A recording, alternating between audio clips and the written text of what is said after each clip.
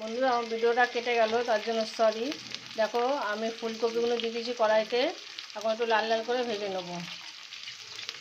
দেখো আমার ফুলকপিটা লাল লাল করে একটু ভাজা হয়ে গেছে, বেশি ভাজলাম না, ঝোলে দেবো তো তাহলে গলে যাবে। দেখো কড়াইতে আমি তেজপাতা আর জিরে ফোড়ন দিয়ে দিলাম। পেঁয়াজগুলো, কাটা পেঁয়াজগুলো দিয়ে দিচ্ছি।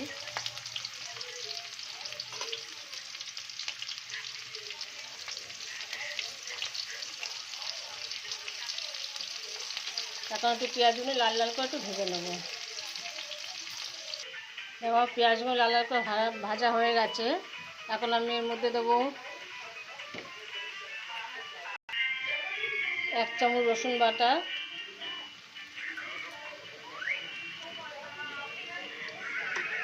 আদা বাটা আর টমেটো কাটাগুলো দিয়ে দিলাম।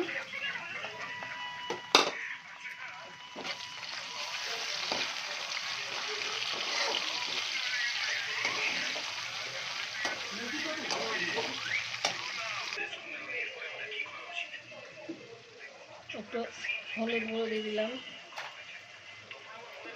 লঙ্কার গুঁড়ো, জিরে গুঁড়ো,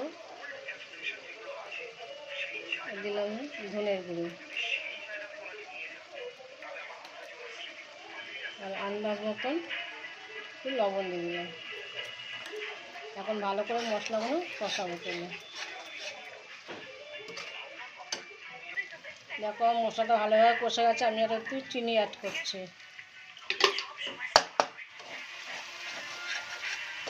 মশলাটা তেল ছেড়ে গেছে, দেখতে পাচ্ছেন ভালো করে মশলাটা আমার কষে গেছে একদম, আর গন্ধটা খুব সুন্দর বেরিয়েছে। বন্ধুরা যারা ডিমের কষা খেতে চাও, ফুলকপি আলু দিয়ে ঝোল, চলে আসো তাড়াতাড়ি আমার বাড়িতে।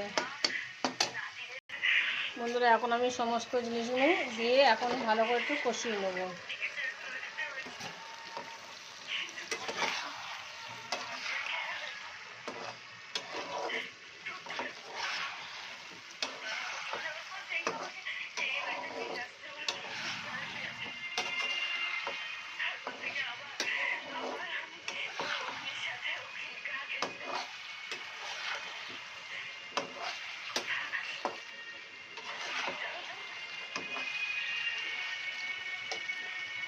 দেখো বন্ধুরা আমার ডিমের ঝোলটা হয়ে গেছে। এখন আমি একটু এর মধ্যে গরম মশলা অ্যাড করব, শাহের গরম মশলা।